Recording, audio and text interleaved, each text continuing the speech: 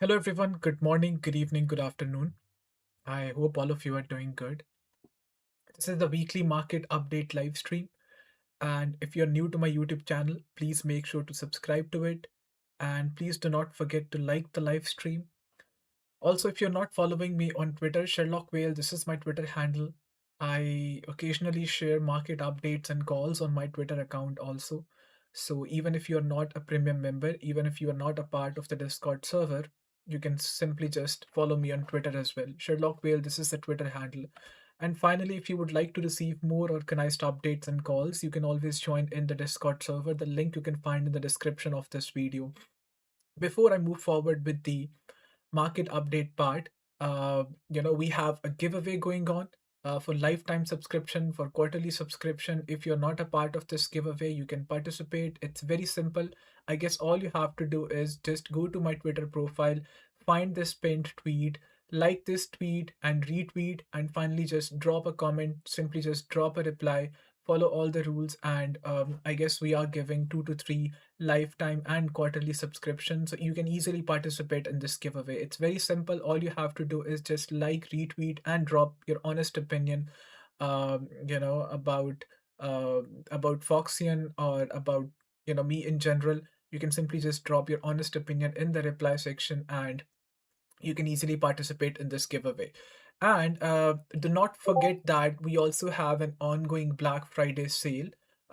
Still 22 days and 9 hours before this sale ends. All of these subscriptions, including mentorship also, are now at a 50%, are now available at a 50% discount. You can see that the monthly subscription is only at $32. The quarterly subscription is only at $99. Same is the case with the yearly and the lifetime subscription. Now, this is a great opportunity for those of you who, for some reason, were not able to, let's say, join the premium subscription, or, for some reason they were not able to afford the premium subscription, or who were interested in joining the mentorship program specifically, because the mentorship program otherwise, and by the way, it's a lifetime mentorship program. It's a great opportunity. I would encourage all of you to make use of this offer, to make use of this opportunity and join the mentorship program. We have 300 plus recorded videos. There are going to be 300 plus recorded lectures.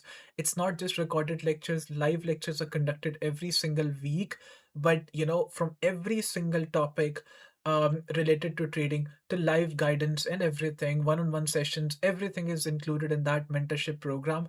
If you would buy it at a regular price, it's going to cost you $1,000. I mean, you can read the reviews and everything. In my personal opinion, the price itself is justified because we provide so much value in that mentorship program.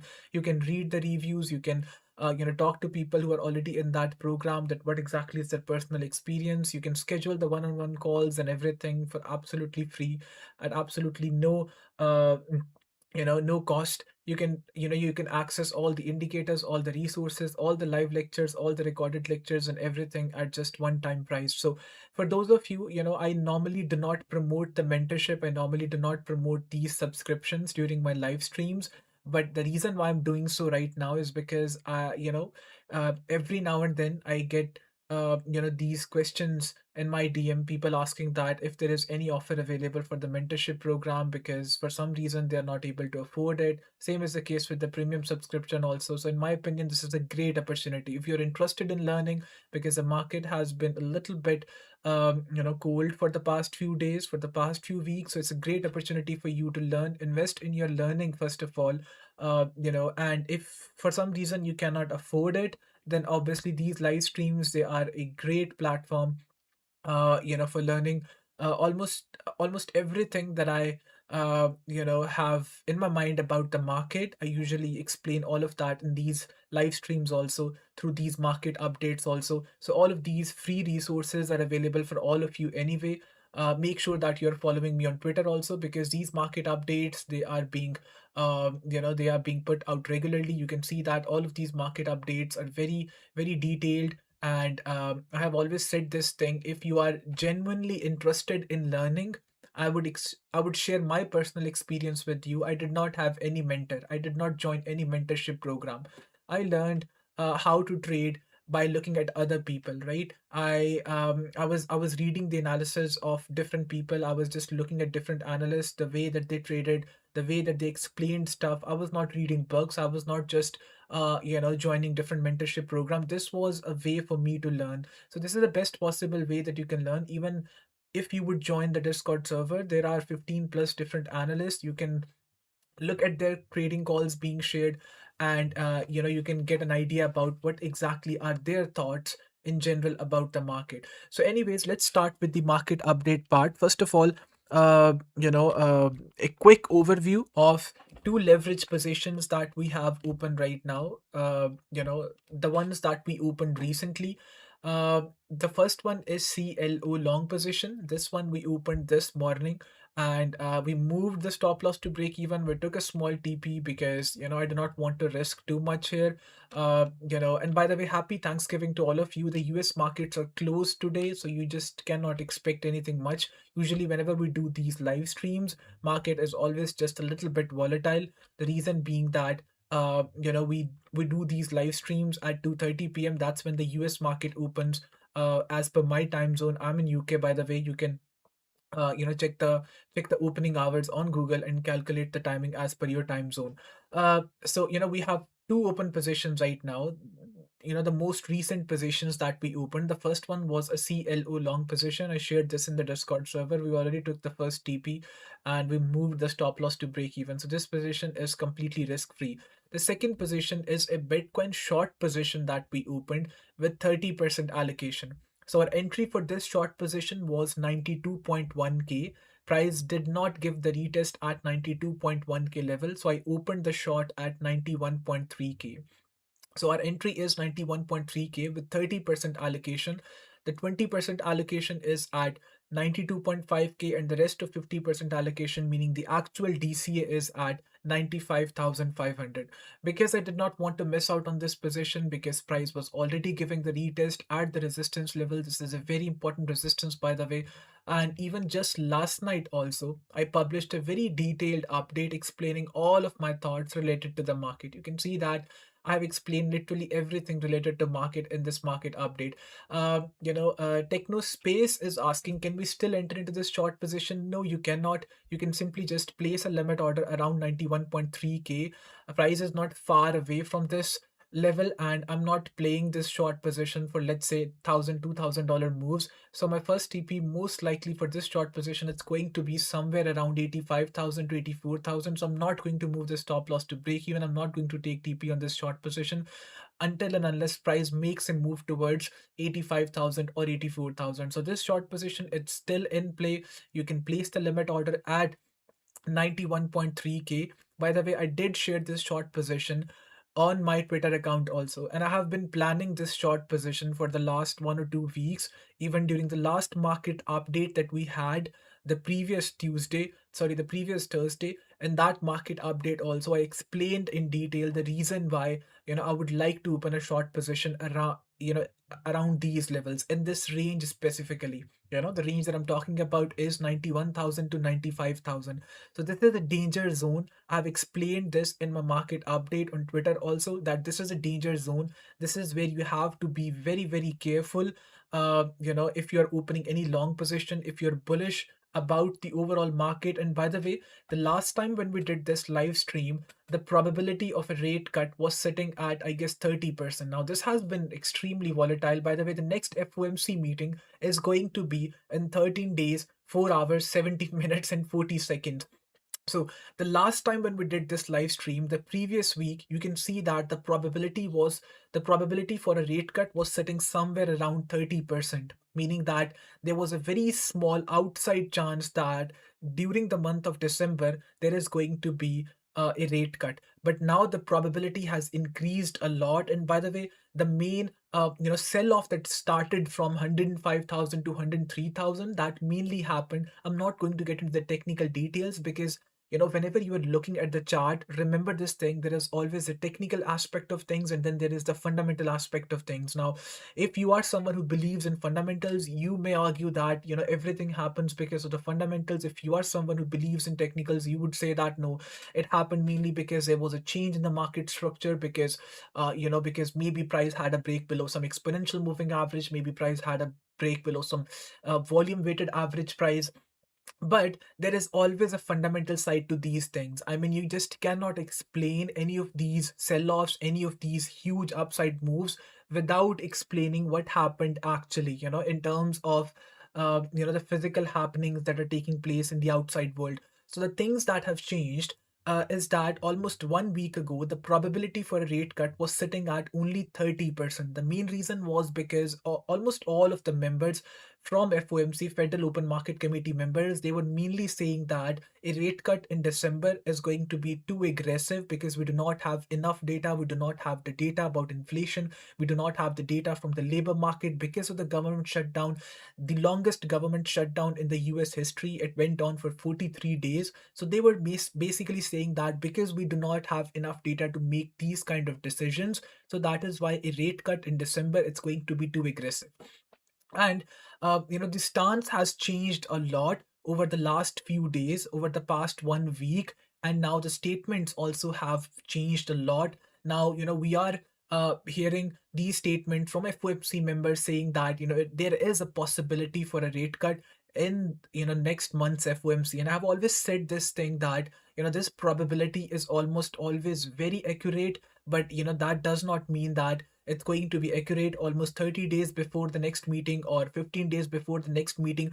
But as we get closer to this event, as we are, let's say, 2 to 3 days away from this event, which is always a major event for the markets, not just for the crypto market but for all kinds of financial markets, that is when you would have a lot of clarity. I don't really think it's going to change a lot from this point onwards. It's most likely going to increase from this point onwards until and unless there is a statement by Powell himself or by some other member from FOMC saying that there is no possibility for a rate cut. But at this point, you can see that we have almost 85% chance that there is going to be a rate cut in next month's FOMC, in December's FOMC meeting. But I have said this thing in some of my previous updates also, that I'm not actually bullish on this. So even if there is a possibility for a rate cut, I would still like to go short. I would still like to remain short going into the next FOMC meeting, because this is an important range for me, and I believe that market should be creating another lower low. And I have showed you guys, through some of the previous examples also, that how price got rejected around in this range at 91,000, 95,000, and then ended up creating another low somewhere around 75,000, 74,000 not long ago, when we previously got a retest at 75,000, 74,000. By the way, two very important points. The first one is to please like this live stream and please subscribe to the YouTube channel.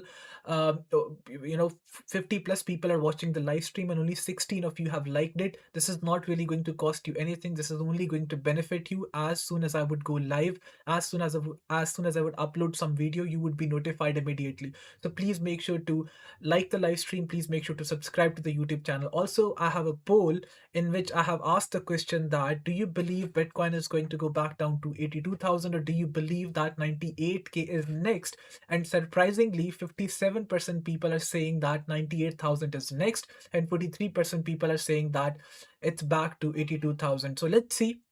My understanding is that we should be creating another lower low. I mean, we can move in this range for some time. The weekly candle, it's going to be really important. In my update, which I shared this morning, I clearly mentioned that the weekly candle, it's going to be really important, because if we have a weekly candle close below 90,000, then it's simply just going to be a wick towards, let's say, 92,000, 93,000. But if we have an actual closing above this level, if we have an actual closing above, let's say, 92,000 or around 93,000, then that is going to change things a lot, because that is when you can start expecting a move towards let's say 97,000, 98,000, but there is anyway, a great resistance, a big resistance around 97,000, 98,000. So we will assess our position back again. And this is exactly why I have not allocated the 100% of capital at this one level. Only the 30% of capital has been allocated for this short position at 91.3K.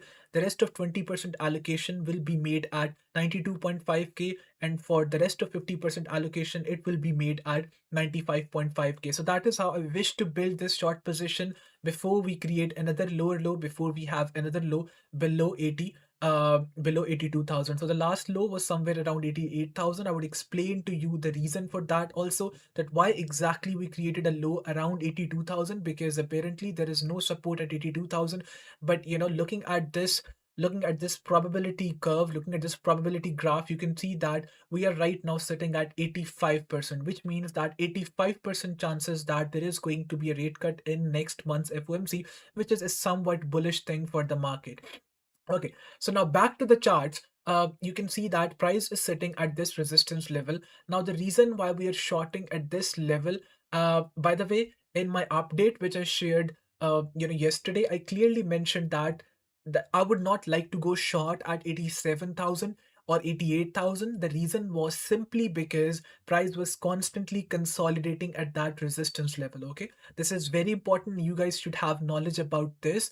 If price goes back up to a certain resistance level and there is an immediate rejection, there is an immediate sell off happening, that is when you know that, look, there was a huge selling pressure at this level, and this is exactly why it's a very strong resistance level. So maybe the next time price goes back up to that resistance level, you can once again open a short position. I mean, I would usually like to go short at the time of first retest, but you can rely on the second retest also. But in this situation, in my update which I shared yesterday morning, I clearly mentioned that it's only a matter of time. Most likely price is about to give a break above 87,000, 88,000. The reason why I mentioned that thing was mainly because of the bullish consolidation below resistance. If price is constantly sitting close to a certain resistance level, it's not facing any kind of rejection. By the way, there is a small resistance present somewhere around here also. You can see that price was constantly consolidating in this range. Price was not able to have a strong rejection at this level. It was constantly consolidating very close to this resistance level, and this basically gives you an idea that there is no immediate sell off happening, or even if there are sellers present, they're not able to push the price below this resistance level. So that is why it's only a matter of time that the buyers, they will step in, because there is going to be a buying pressure anyway. The buyers, they're going to overpower the sellers. The buyers, they're going to overpower the sellers or outpace the sellers, and as a result of it, you would see price breaking above this resistance level. But in my personal opinion, this is where the majority of the people, they are going to get caught. The majority of the people, they are going to get baited, because they would be thinking that, let's suppose if you're looking at the 4-hour time frame chart, you would say that, look, there was a resistance at, let's say, 89,000. Price just had a break above this resistance level. Let's just get into a short, let's just take a long position immediately. But in my personal opinion, that is where the majority of the people, they are going to get baited into taking long positions, because they would think of this as a breakout. They are not looking at the bigger picture. They're completely ignoring the fact that the market structure for Bitcoin on the higher time frame chart, on the daily time frame chart, it's completely bearish. It's going to be a new lower low. This is simply just going to be a lower high. And the second most important point that the majority of the people, they're missing is that we are still sitting at a very important resistance level. This is a 3-day time frame chart for Bitcoin, and you can see this for yourself that we are sitting at a very important resistance level. The reason why I did not short at 87,000, 88,000 in the first place was because it's not a very big resistance level.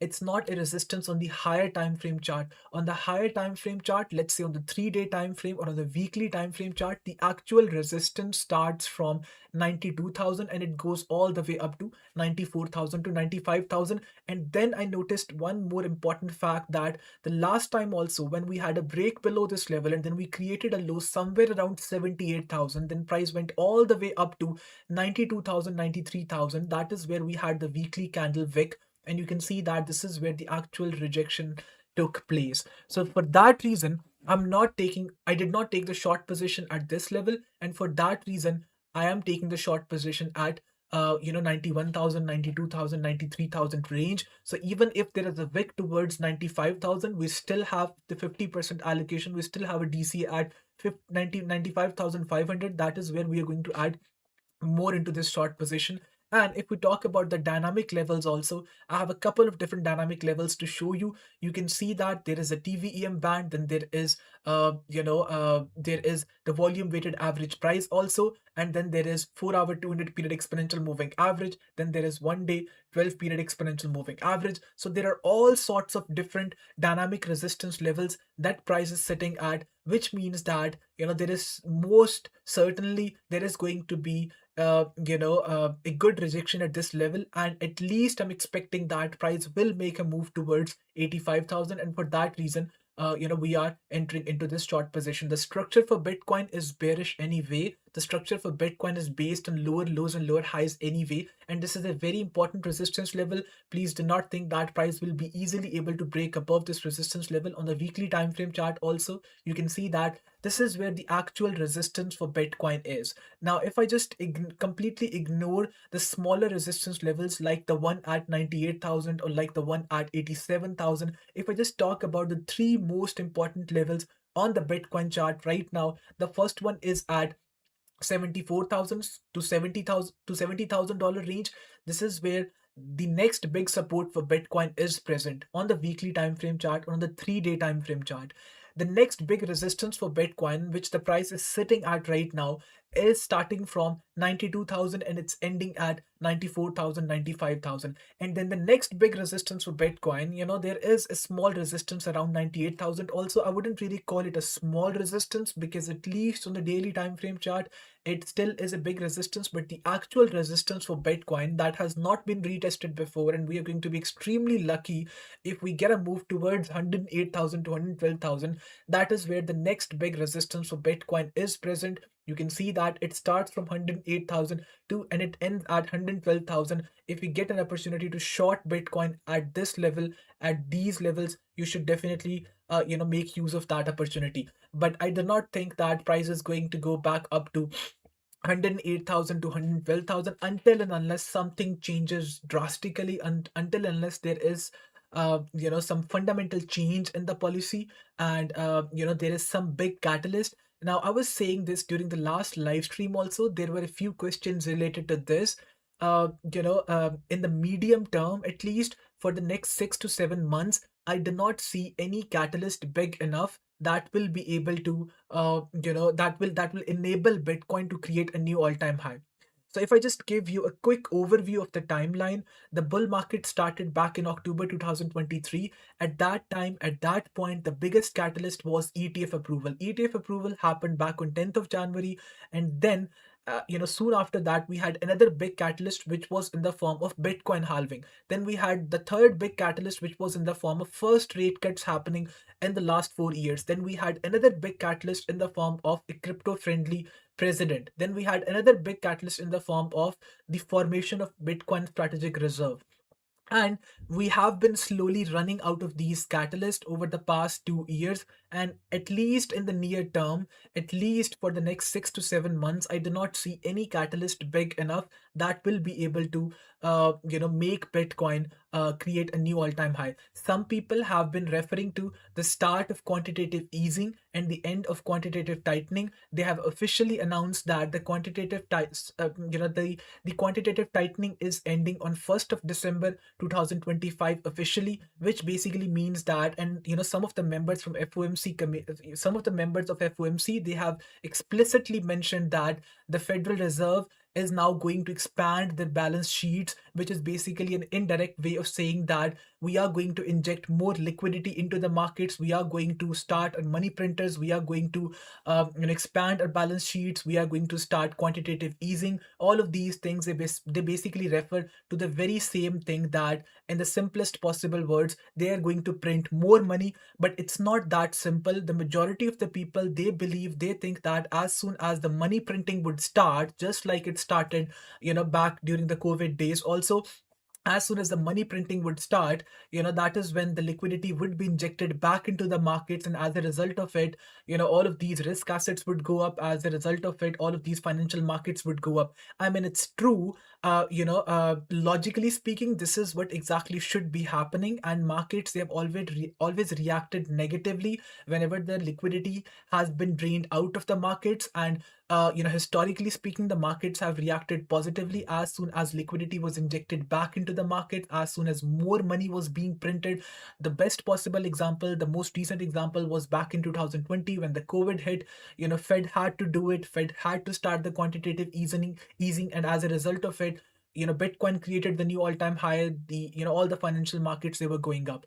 But the reality is that it's not that simple. The situation is much more complex, because even if they start the cycle of quantitative easing, even if they start expanding their balance sheets, as a result of it, just like it happened back in 2020, also as a result of it, the inflation would go up. And if the inflation starts going up, they would have to stop this cycle of cutting interest rates.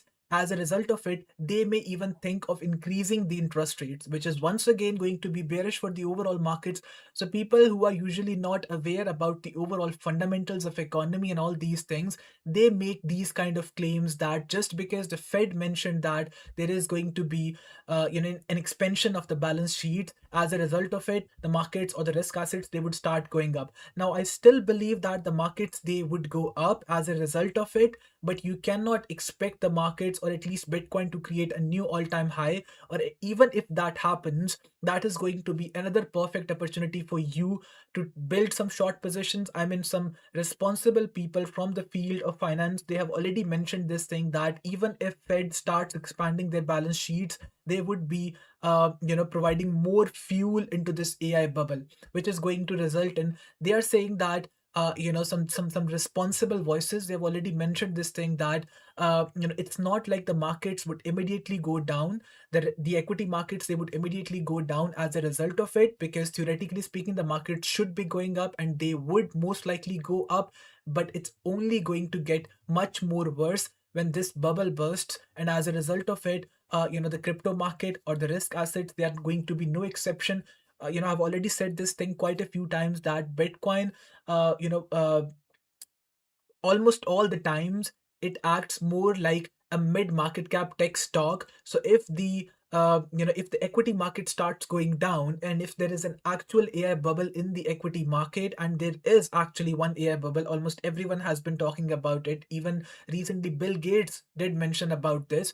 And as a result of it, you would see that Bitcoin would automatically go down at least 50, 60, 70% from its all-time high. I mean, we are already down almost 22%, 25% from the previous all-time high, from the last all-time high. Let me just calculate it real quick. So we are almost down 35%. Right now, we are down almost 28%, but we went down 36% from the all-time high just in a matter of few weeks. And this is something which I do not like about Bitcoin. This is something which, in my opinion, is the main hurdle for Bitcoin in terms of wider adoption. This volatile nature of Bitcoin, this volatile nature of the crypto market, is basically the main enemy of it. But anyways, this is a discussion for some other day, for some other time. We are already down almost 28% from the all-time high, and I wouldn't really be surprised if we go back down to, let's say, 50%.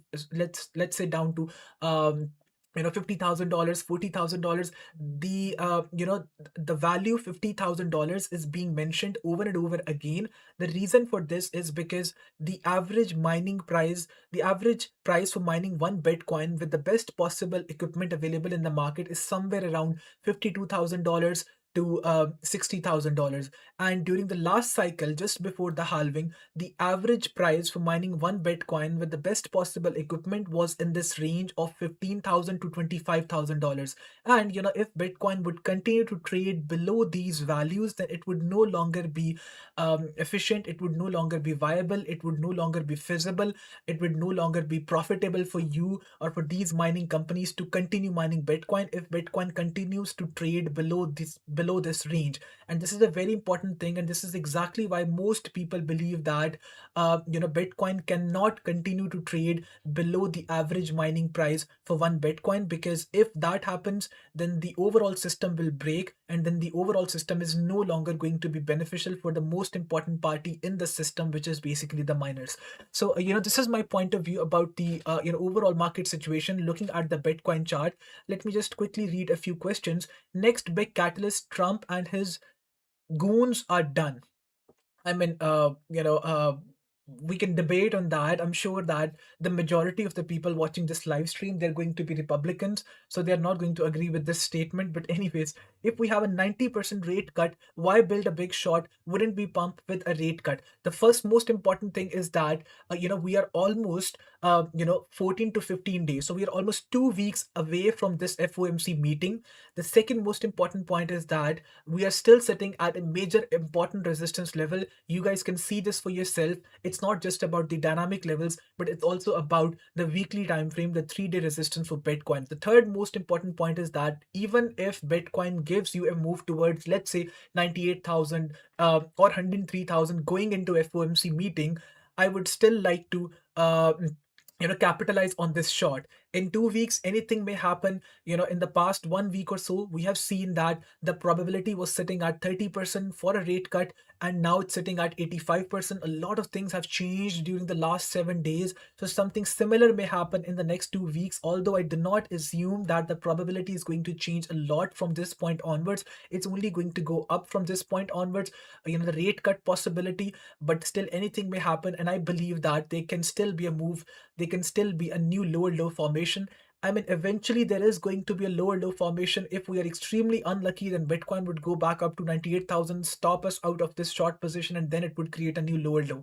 But if we are lucky, then we will have a new lower low just before this FOMC meeting. And I have said this thing quite a few times during the last sessions also, that the rate cut is never really a surprise, or the decision about the policy rate, the decision about the interest rates is never really a surprise. It's almost always what the probability is telling you just before you go into this FOMC meeting. The actual surprise is always the statements that are being made during the press conference. And the second most important thing, or in fact the first most important thing, actually is not even the press conference, but the dot plot. That what exactly do these members, these FOMC members, think about their future rate cut possibilities? What are their predictions about the future rate cut possibilities? That is the most important thing, which is called the dot plot, and not many people actually pay attention to that. So we haven't really seen a change in the dot plot so far during the last 2 FOMC meetings. So let's see if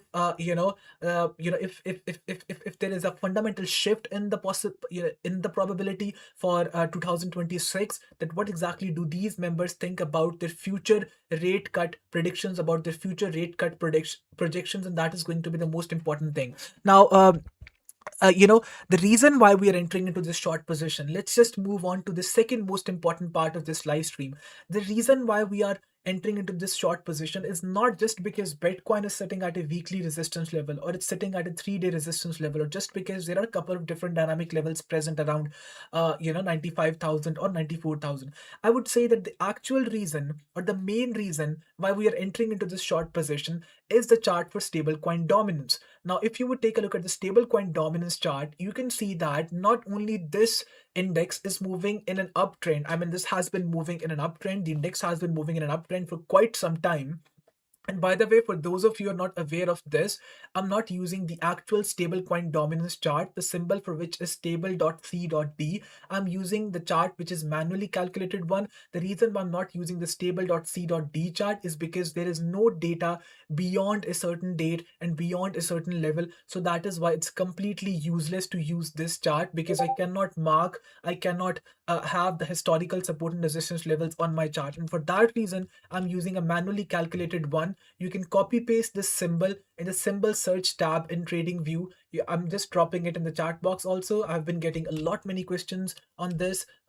People asking that how to use this manually calculated chart. All you have to do is simply just copy paste this text that I dropped in the chat box in the in the symbol search tab, and then all you have to do is press enter, and this is the chart that would appear right in front of you. It's quite easy to draw the SR levels on this chart. I mean, this chart has almost always in the past respected these SR levels, and you can see that we are right now sitting at a very important support level. Now this is a very similar kind of situation. What is that formula mythical 7855 is asking? Now this is simply just formula for stablecoin dominance. It's very simple. I'm not going to get into technical details. You can look at the formula itself, but I'm using the market cap of USDT dominance, which is the largest stable coin. Then USDC dominance, I'm using the market cap of USDC, the stable coin issued by the Circle company, the stable coin issued by the Tether company, the two most important stable coins, the two biggest stable coins. And then I am adding it with the market cap of this third stable coin and simply just dividing it by the total crypto market cap and multiplying it by 100. If you have to get a percentage of something, you have to simply just multiply it by 100. And if you have to get the, the percentage of stable coin dominance, you have to multiply it by 100. And if you have to get a value, you can simply just exclude this 100 multiply part, and you can simply just divide it by the total crypto market cap, and you can actually get the value of it, not just a percentage of it. But this chart, in my opinion, why not use 𝗡𝗿𝗆𝗀𝗲? I already explained that because 𝗡𝗿𝗆𝗀𝗲 has no data beyond a certain date, beyond a certain level, so that is why it's completely useless to use a stablecoin dominance chart. I mean, I was using the stablecoin dominance chart just a few weeks back, but now it has moved to a certain level where there is no data. You guys can go and submit a complaint with TradingView. I guess one of the few people, they actually submitted a complaint, and TradingView replied saying that they do not have data prior to a certain date. I mean, it's completely nonsense. They did have data. They did have the complete data on the chart, but now they're saying that they do not have data beyond a certain level. But anyways, we can use a manually calculated chart also. So this is the 3-day chart for stablecoin dominance that we are looking at. And the first most important part is that stablecoin dominance has reclaimed this resistance level. This is a very important resistance level, and this is actually a support level for now.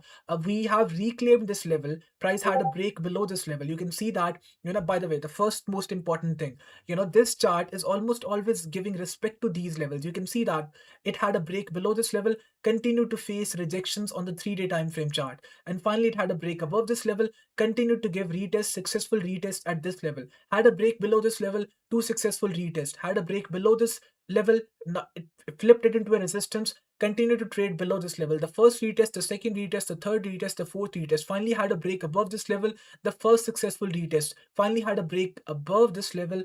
Now you can see that in all of the previous instances, this index has given the successful first retest. So this is the first retest, something similar to what happened back on 2nd of March 2025 also. Now, the situation here is somewhat different, because in this previous situation, there was a quick buyback. I mean, this is still the 3-day time frame chart. The candle actually closed here. So let's see what happens in the next 2 days and 9 hours, but I'm still expecting stablecoin dominance to make a move from here, not just because it's sitting at a higher time frame support, but also because it's giving the first retest at this higher time frame support, and this index has not failed the first retest in quite some time on this chart. So that is why I'm assuming that stablecoin dominance will actually make a move from here. And for those of you who don't know, we're absolute beginners who have no knowledge of stablecoin dominance.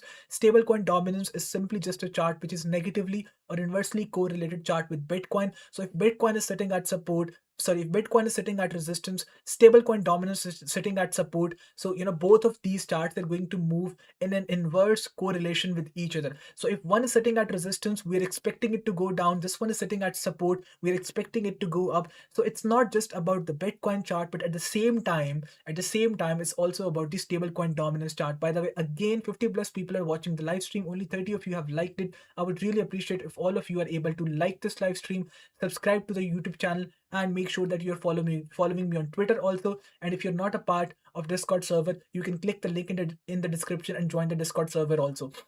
So stablecoin dominance is sitting at this higher time frame support, which makes me believe that it's going to make a move towards this resistance level. Now, this resistance on the stablecoin dominance chart is basically equivalent to 74,000 to 75,000. So you can see that there is no resistance in between this range. We simply just have a support here, which stablecoin dominance is sitting at. We have a resistance here, which stablecoin dominance will be making a move towards. And this is exactly why just last night I exited my Ethereum spot position. I was getting a lot of questions from you guys that why exactly I'm exiting my Ethereum spot position, the entry for which was at 2969, and we exited it at 3030 in small profit. The reason is very simple. If I am expecting Bitcoin to make a move towards downside from here, if I'm expecting stablecoin dominance to make a move towards upside from here,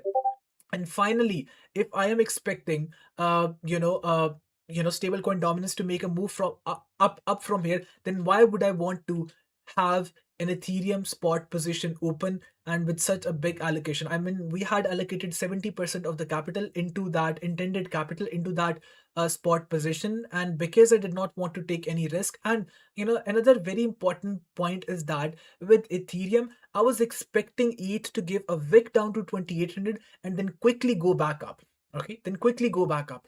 But this is not what happened in the case of ETH. We continued to trade in that range. We even went down to 2600 also. And this is what I did not like about the chart on ETH. I mean, you can call it a deviation, but I would still like to be, I would still like to play safe. I would still like to play cautious. And for that reason, I simply just, closed the Ethereum spot position. And now I'm just waiting for a move towards 2100. Our Ethereum short position is still open. So, regarding that short position on Bitcoin, I am expecting stablecoin dominance to make a move towards upside. This is my point of view about the overall market right now. If you guys have any specific questions, please make sure to let me know in the chat box. And as I explained, this is the resistance which is equivalent to 74,000 to 75,000. If stablecoin dominance actually starts making a move up from here, something that I'm expecting, and something which I believe the majority of the people did the same mistake here. So back on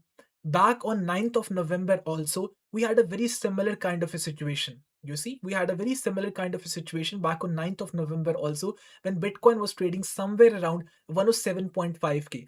We were planning to short at 108.5k. Bitcoin made a move towards 107.5k. People were getting excited. They thought that maybe we are so back, we are going back towards 115,000. But in reality, stablecoin dominance had actually reclaimed that resistance, and at that time it was simply just giving a retest at the higher time frame support, and it turned out to be a successful retest, and then we had just a break above these resistance levels. So something similar is happening here in my opinion. We are simply just giving a retest at support, and we are most likely about to make a move towards upside from here, and then the next stop is going to be 0.211. Ideally speaking, theoretically speaking, this is where price should be headed towards.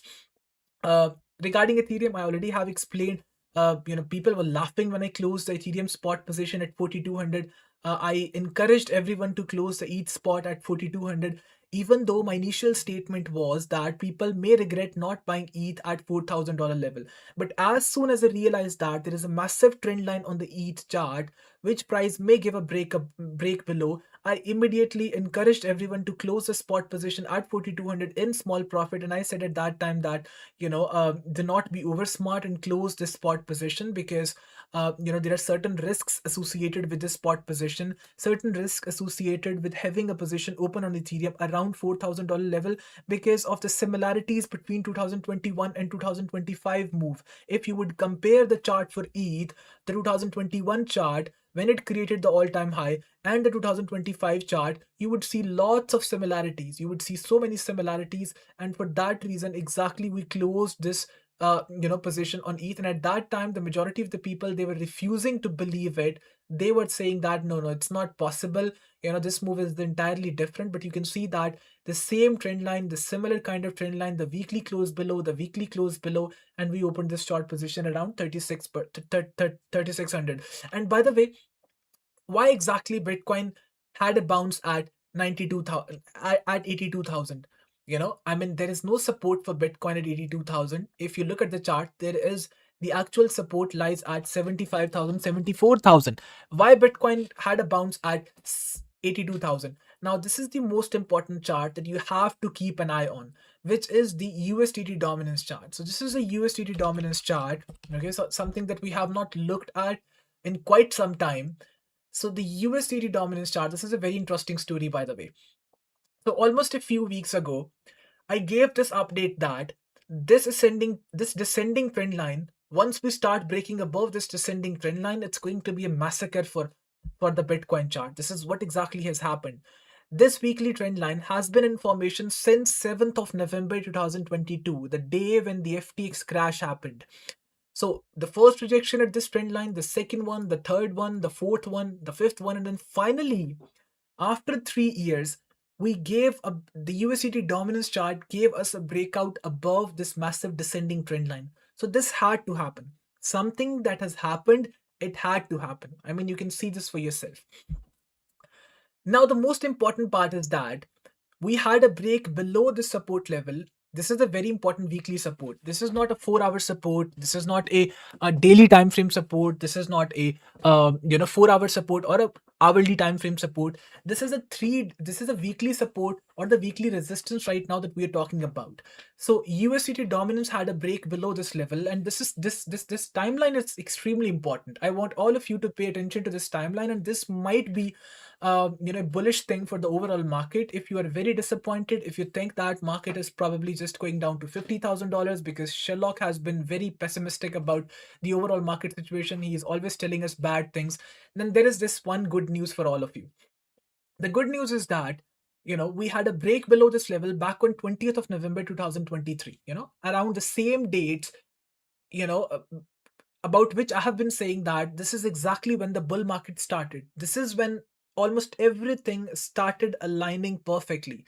So, 15th of October, Bitcoin had a break above 28,000. Almost all the indicators were flashing that Bitcoin is about to make a massive move. We had the chances of an ETF approval.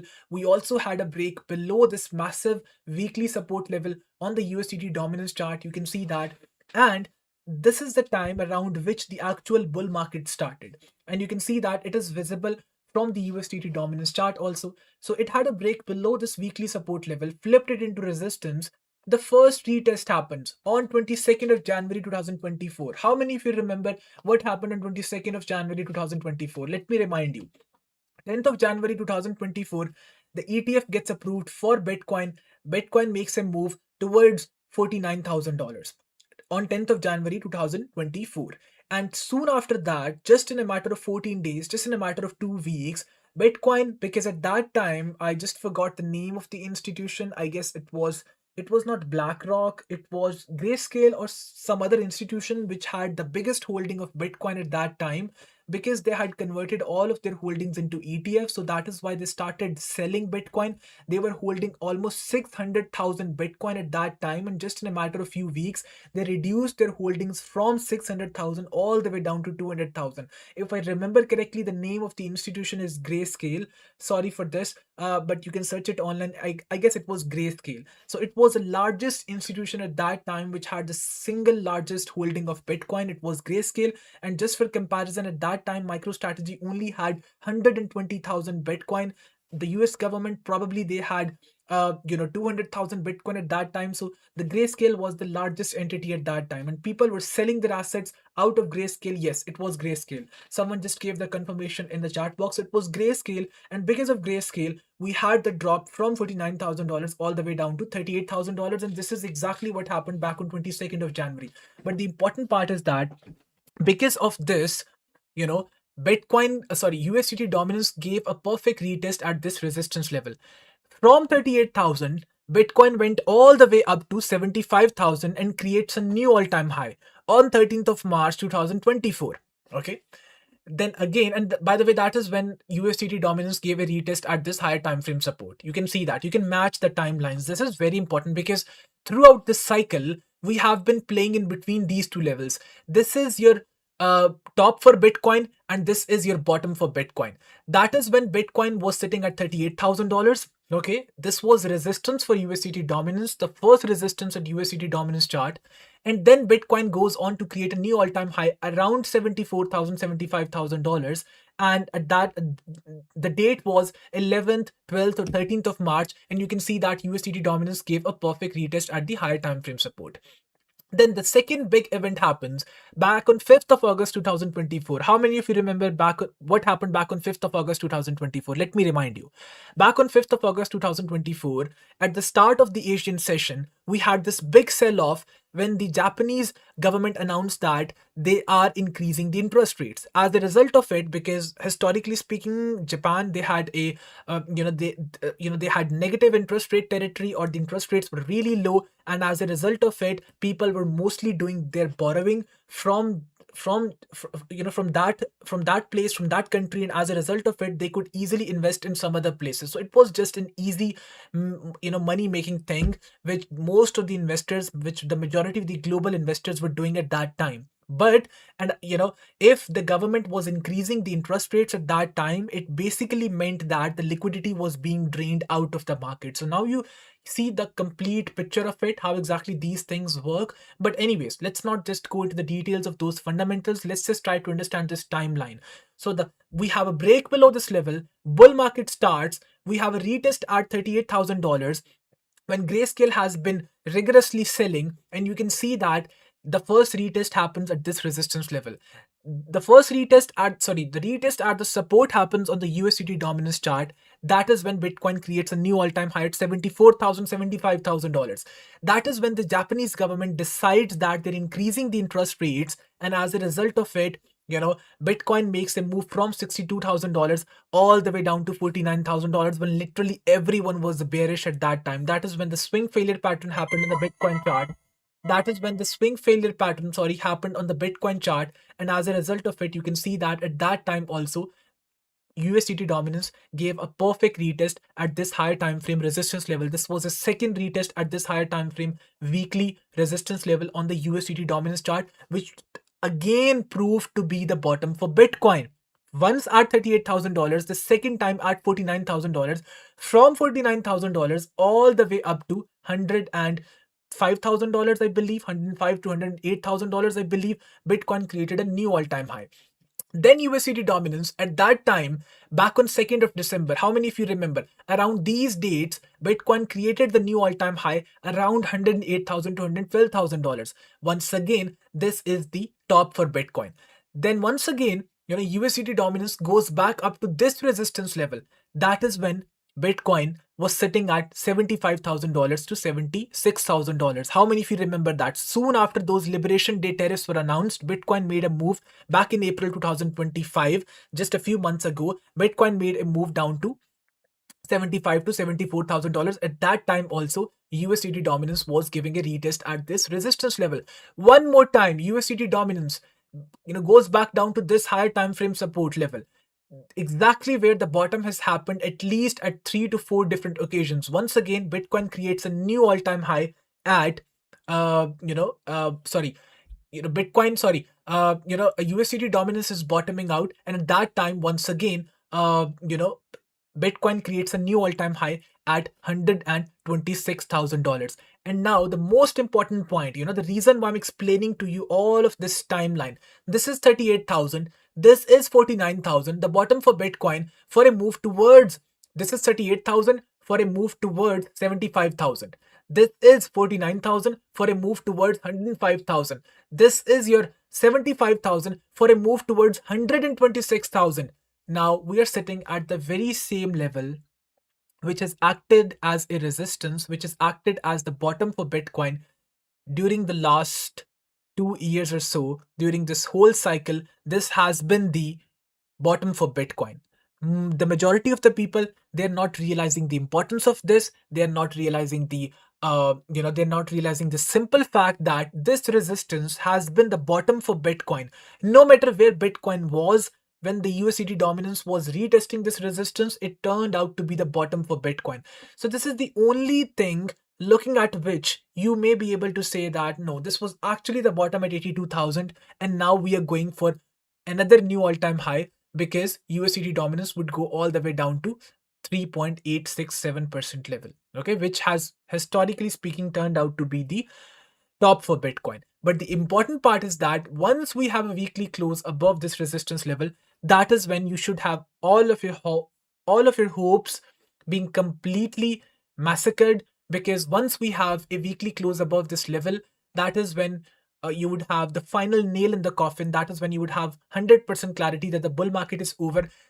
The bull market started when USDT dominance had a break below this support, and the bull market would completely end once USDT dominance finally reclaims this level after 2 years. This is not a complex chart to look at. This is not something which you should be confused about. I mean, you can look at this chart and see for yourself that this is the range. This is simply the range that we are moving in. And once we reclaim this level from the current market price, Bitcoin would go down at least 43%. 43% from the current market price of Bitcoin, it's going to be 43%. It's going to be again 51,000, the very same level that I just mentioned to you. Now over to you guys if you have any questions related to this. Yeah, all your hopes massacred, once we have a weekly close above this level. Government shutdown announced Bitcoin going all-time high. The government shutdown ended almost 2 weeks ago, so nothing surprising in there. The government shutdown has already ended, by the way. NORIS right now, we already moved the stop loss to break even for that position, and we did do so for a reason, because I was seeing that Bitcoin could drop from there, and this is why I moved the stop loss to break even for the for that long position. It was stopped break even. And by the way, guys, for those of you who said that they would like to open a short position, you have every possible chance of doing so. Bitcoin is back at 91,000, and the US markets are closed, so you would expect the price to continue moving in this range for the next 24 hours. This has been an extremely thorough live stream, extremely detailed, one in which I have tried to explain almost everything. If you have anything to add, if you have anything that you would like to inquire about, please make sure to drop in the chat box. And I would once again like to take this opportunity to request all of you to please like this live stream, and please make sure to subscribe to the YouTube channel. This is going to be really helpful for me. And if you're not following me on Twitter, 𝗨𝗏𝗏𝗏, this is my Twitter handle. I share market updates and calls on my Twitter account also. And you can also participate in the giveaway. This is very important. The people are not doing so. All you have to do is just go to my Twitter account, see the pinned tweet, like this tweet and retweet it, and you can be a permanent part of 𝗨𝗏𝗏𝗏. You can win the 𝗨𝗏𝗏𝗏 lifetime subscription or the quarterly subscription. And we have given the lifetime subscriptions every now and then during the last 1 year or so. So, you can easily take part in this giveaway. The rules are very simple. Like this tweet, retweet this tweet, and drop an honest reply sharing your experience with 𝗨𝗏𝗏𝗏, with me in general. What exactly you have experienced watching these live streams, what exactly you have experienced being in the Discord server. Simply just like, retweet, and drop your honest reply. And on the side note, as a side note, we have an ongoing Black Friday sale. All of the subscriptions now they're available at a 50% discounted price. You can see that the monthly subscription, it was $60, only available at $32. The quarterly subscription only available at $99. The yearly, same is the case with the lifetime subscription also. And the most important one being the mentorship subscription. So the mentorship program, now it's available at a 50% discount. Like I explained earlier, the majority of the people, they have been asking me about the discount on the mentorship program. The mentorship program is very detailed. We are planning to record, or we are planning to upload 300 plus hours of training. Almost 70 plus hours of training has already been done. There is going to be almost 230 hours more training videos in that program. Everything related to trading is going to be explained in that mentorship program. We have resources, we have PDFs, we have books, we have audiobooks, we have indicators, everything you would have access to. Everything that is available in that mentorship program, you would have access to that for lifetime. And in my personal opinion, it's a really great opportunity. So if you are someone who can afford to pay $500, $600 to get access to all of these benefits for lifetime. Usually I do not promote my mentorship program, but the reason I'm doing so is because of the Black Friday sale. In my personal opinion, this is a really great opportunity.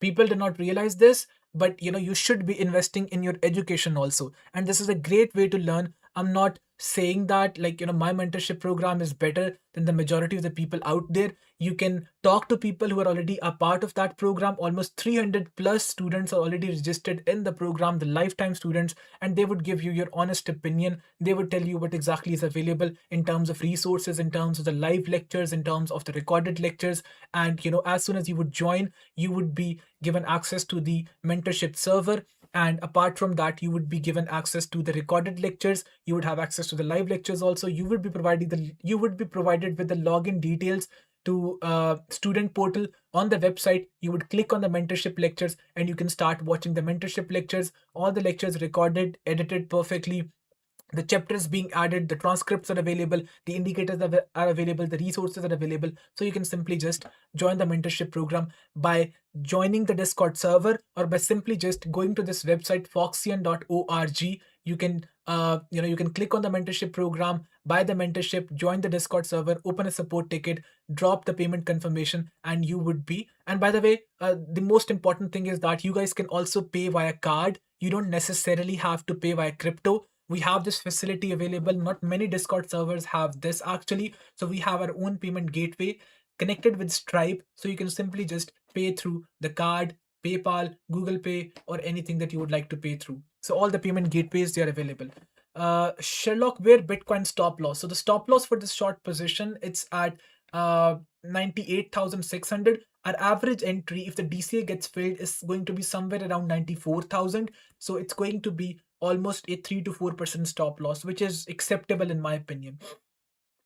30 seconds of work for a ton of value. Easy. Yup. If you're talking about liking the live stream, yes, this is exactly what I'm talking about. Honest feedback, no other trading course I have done has been as detailed, thorough, or with so much background on why these things work. So many leave that out with just trust me, bro. Yes, exactly. This is what I'm telling you about.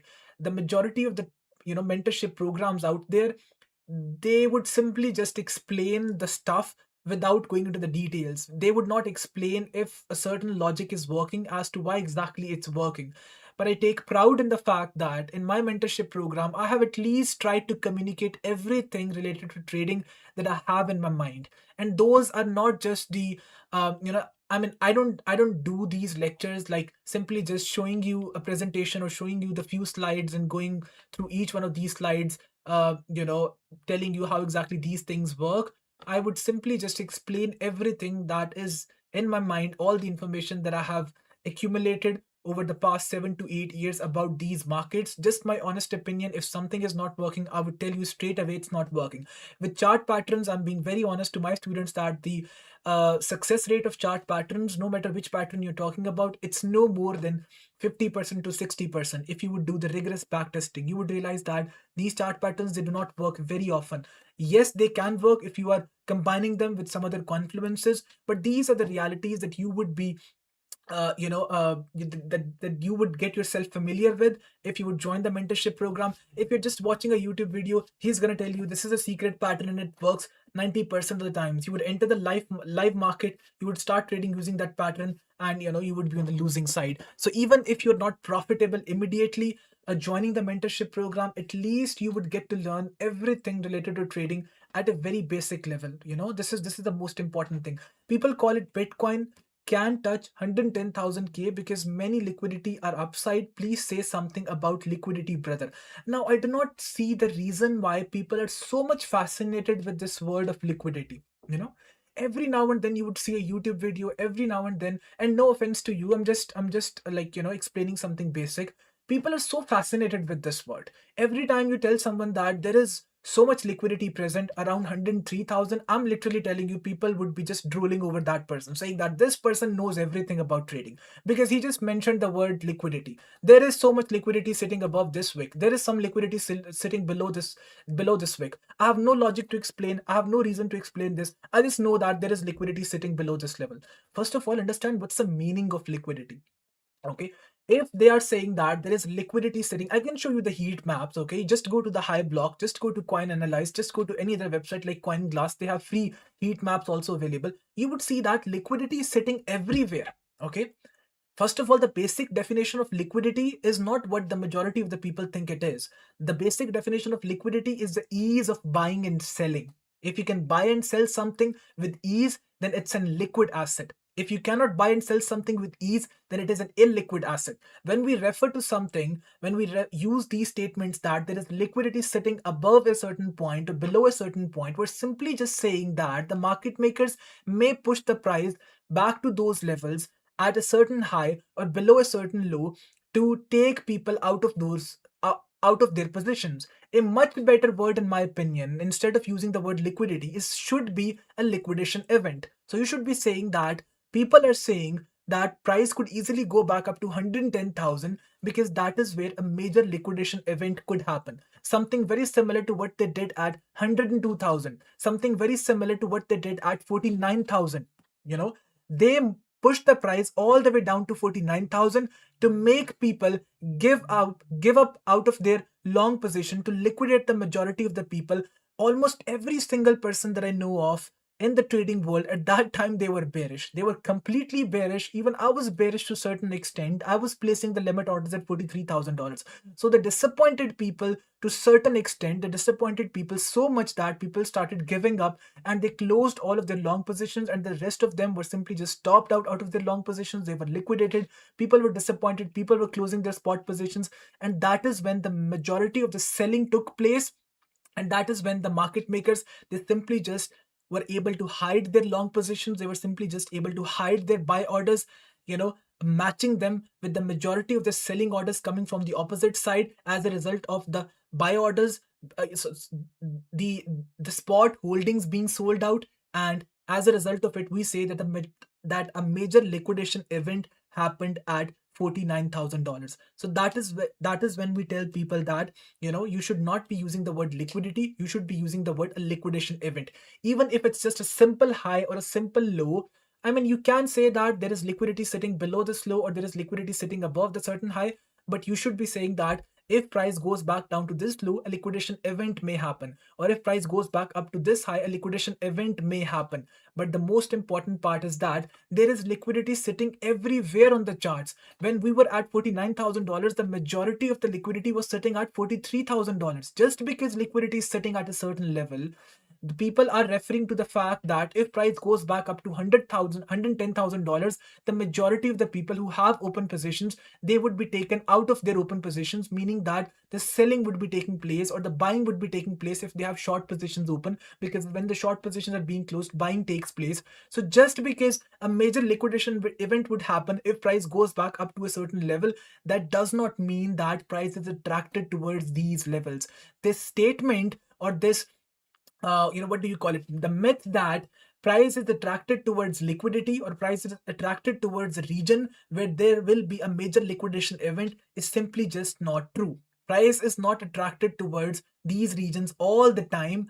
It may move towards those levels because they simply just act as magnets. They simply just enable market makers to simply execute their positions because they have to do this. They are not doing this out of some sort of bad intention. They have a responsibility to execute their positions. They have the obligation to do so, and as a result of it, a liquidation event would happen anyway. But that does not mean that price would always move to these levels. Okay, so this assumption, this statement, or this myth is simply just false. I thought he mentioned 50% for Foxian Black Friday sales. Yes, 50% for the Foxian Black Friday. For the Foxian. $650, not 50%. Yes, for mentorship, it's, I guess, 35%, 40%. Yes. My ETH spot average was little high. Is there any chance for ETH to go up to 3080 to 3090? Govind, I was constantly mentioning that you have to not allocate all of your capital at one level. Our first buying was at 3035. Our second buying was at 2950. I remember very well. And then our average entry was 2969. And I exited all of my spot holding just last night. Not saying that Ethereum cannot go up to those levels. It can very easily go up to 𝗏𝗏𝗡𝗏, especially considering that Ethereum on the daily time frame chart has got this trend line also. Maybe trend line has just started forming. There will be a bigger breakout, but still I am not comfortable holding a spot position with a much bigger size at this level, even though there is a big deviation below this level.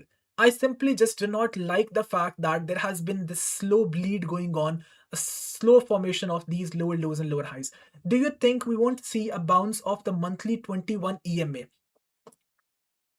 This is a completely irrelevant question, Matthew. There are so many EMAs present.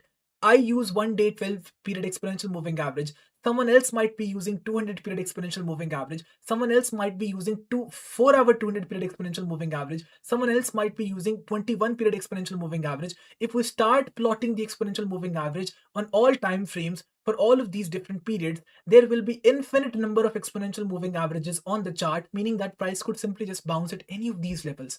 By the way, I haven't really used 21 period exponential moving average. The periods that I'm normally using 12, 21, 50, 90, 100 and 200. But yeah, it may bounce at 21 period exponential moving average. It may not. I haven't really looked at 21 period exponential moving average in a long time, to be honest. 2500 level ETH possible. I am looking at 2100. I have been saying for the past 1 month or so, 2100 remains my target, and Ethereum, in my opinion, is headed towards 2100. Sooner or later, it will go back down to 2100. Sorry.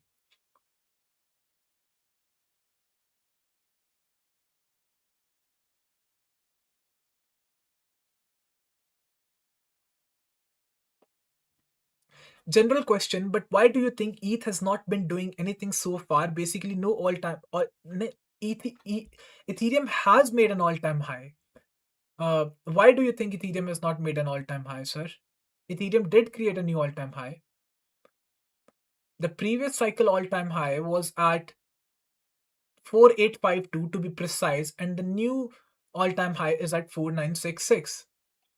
So Ethereum did create a new all-time high, and by the way, on the weekly time frame chart, this was the swing failure pattern for ETH. Swing failure pattern, then the next bearish candle, this was another short. We did not take that at 4143. We took the short at 3600. Should we wait till 92k BTC before we enter short? Entry for Bitcoin short, the 30% allocation at 91.3k, 20% allocation at 92.5k, and the 50% allocation at 95.5k. And there is a processing fee for the Foxian package which charge you can choose to pay via crypto, and you will not be charged a processing fee. That is not 10%, I guess that is just 2% to 3%.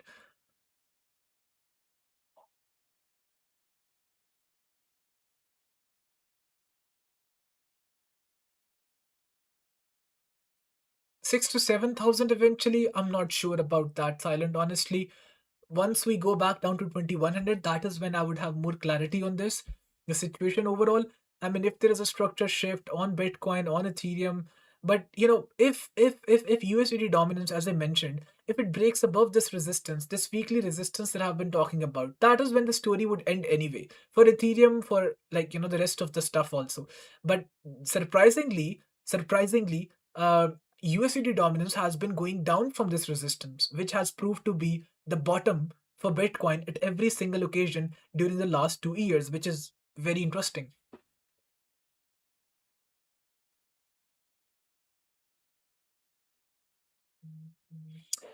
When are you announcing the winners of last week giveaway? If someone from the team is watching this, they would be able to tell you. I guess it's going to be Mohsen who has to announce the winners.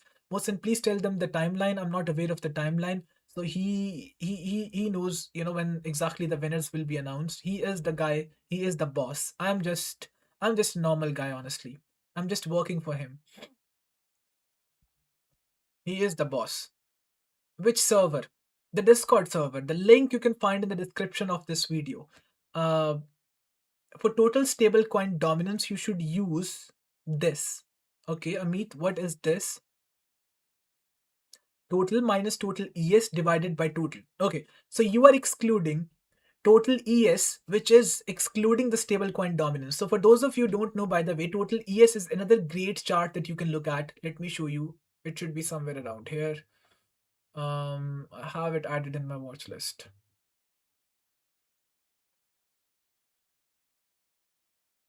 Okay, anyways, let's just total ES. Okay, so for those of you who don't know, total ES, it's basically the total crypto market cap excluding the stablecoin dominance. I've said this in the last few updates that instead of using total, you can choose to use total ES also. Let me show you. I have the support and resistance levels also on the total ES chart. So these are the SR levels on the total ES. Wow. Oh, I don't have the SR levels. I did have the SR levels on this chart, by the way. They just disappeared. I guess on the weekly time frame. But anyways, this is the resistance level on the total ES chart. The last time I shared the update, I did mention that instead of using the total chart, you can choose to use the total ES chart. The reason for this is because total ES is excluding stablecoin dominance. Now, the reason why it provides you more clarity in comparison to total is because total is taking into account stablecoin dominance also. Please listen to this very carefully. So we use, whenever we have to judge the price action for Bitcoin, we use total because we know that a large market cap, Bitcoin has a large market cap of around 60%, and out of total, almost 60% is based on Bitcoin. Okay, so if the total is sitting at $3.5 trillion, out of those $3.5 trillion, 60% is Bitcoin. So total's price action is automatically going to be impacted by Bitcoin's price action. So if you wish to know what's going to happen with Bitcoin, you can alternatively take a look at the total chart. But in total, we also have stablecoin dominance or stablecoins in general because total contains the dominance of everything. And we know that stablecoin dominance moves in the opposite direction to Bitcoin. So if Bitcoin is going up, stablecoin dominance would be going down. If Bitcoin is going down, stablecoin dominance would be going up, which basically means that stablecoin dominance is also negatively correlated chart with total. So if total goes up, stablecoin dominance would be going down. If stablecoin dominance goes up, total would be going down. So they are both negatively correlated with each other. So it is of no use to have stablecoin dominance included in total if they're both going in the opposite direction. So that is why we exclude stablecoin dominance from total in order to get a better picture of as to what exactly is going to happen with Bitcoin. So that is why you can choose to use total ES. Now, Amit is saying that instead of using stablecoin dominance chart, you should be using total minus total ES divided by total. Now, this is good because total contains stablecoin dominance. Okay. Total has stablecoin dominance. Total contains stablecoin dominance. If you would exclude stablecoin dominance, which is this, from total, you would get total ES. So he is saying that you should be subtracting total ES from total. So total ES from total. Okay, that makes sense. So the total crypto market cap, excluding stable coins, should be subtracted from total, and the rest of it would simply just be stable coin market cap. And you can divide it by total, and that is going to be a much better option. Okay, this is actually very interesting. I guess Redact also in the chat mentioned this thing. Yes, you are right. Total, if you would subtract total ES from total and divide it by total, then you would get the pure stablecoin dominance. Oh, this is the pure stablecoin dominance as far as I can see. At least this is what it's telling us. No. Total minus total ES, or it should be total ES minus total. I'm sorry for this, I guess. Divided by total ES minus total divided by total. So let's see if the formula is calculated accurately or not. No, it's not. CryptoCat total ES minus CryptoCap total divided by crypto total cap. Let's add the brackets also. I'm not sure about this one, honestly. I would have to look further into this. Okay, give me some time to look into this further. Total minus total ES divided by total is the same thing as total 100 minus total dot D. Okay, guys, do not confuse me any further on this. I'm fine using this one, but if you have any total minus total ES divided by total is equal to stable. Yes, you are right. I mean, theoretically speaking, you are right. because if you would subtract, but you should be subtracting total ES, total minus total ES, the rest of it should be stablecoin dominance. I mean, looking at the example, you are absolutely right. If you are subtracting the total crypto market cap from total ES, then you are getting stablecoins dominance. In order to get the percentage, you can simply just divide it by, let me copy paste the something that you have sent. This is what exactly I have done, Amit. If you notice,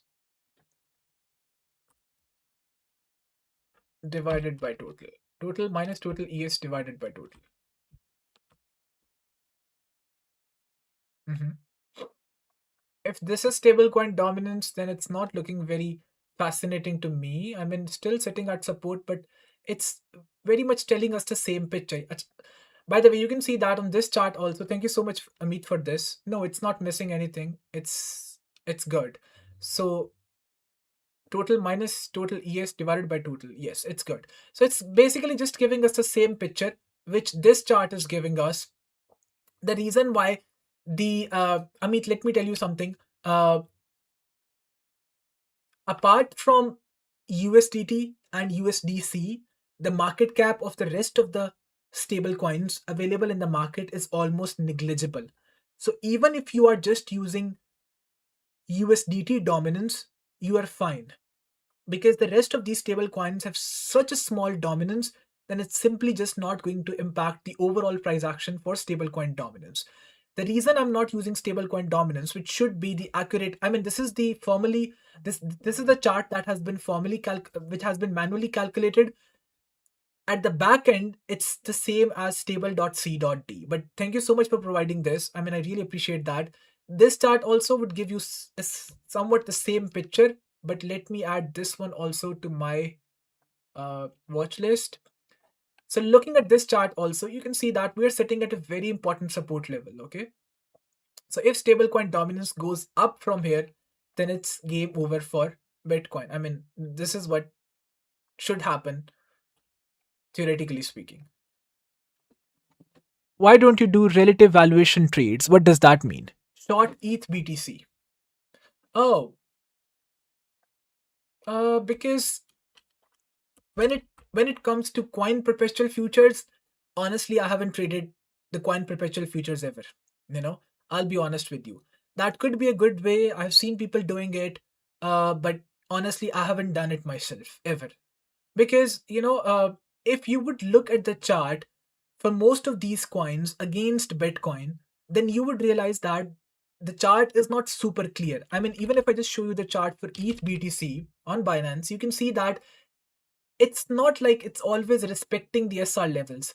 So my main tool, you know, in trading is technical analysis. And if I cannot do technical analysis, then I'm basically just blind. I'm just like any other normal trader. And for me, the charts against USDT are much better to trade because of the lesser amount of noise, because they respect these SR levels, because they respect the technicals. But when it comes to Bitcoin, the charts against Bitcoin, the coin perpetual futures, they are not always respecting these levels. I mean, just to have an extra confirmation, you can use a chart against Bitcoin. I mean, you can do it, you can do it manually also. Instead of simply just using ETH USDT, ETH BTC chart, you can manually calculate it also. BTC USDT, you can do the manual calculation also, and you can see that it's going to give you the very much the same result, but you can use it for extra confirmation. But for trading, I don't really think that, I have expertise in this. I mean, I do not feel myself qualified enough to be trading the coin perpetual futures. It's not like it's something which is rocket science. It's basically the same thing. But for me, the levels, they usually do not work for the charts against Bitcoin. I do this method. I use this method normally to have an extra confirmation. Okay, guys, that's it for today. I hope you guys enjoyed the live stream. If you have any kind of questions, you can simply just click the link in the description, join the Discord server, and that is when you would you can just open a support ticket and ask any questions related to the subscriptions, the Black Friday sales, and everything. One last question. If we break the resistance on _d, is that the signal that we are going? It's not the resistance on _c.d, it's the resistance on USDT dominance. If we break that resistance, game is over for Bitcoin and for the rest of everything also.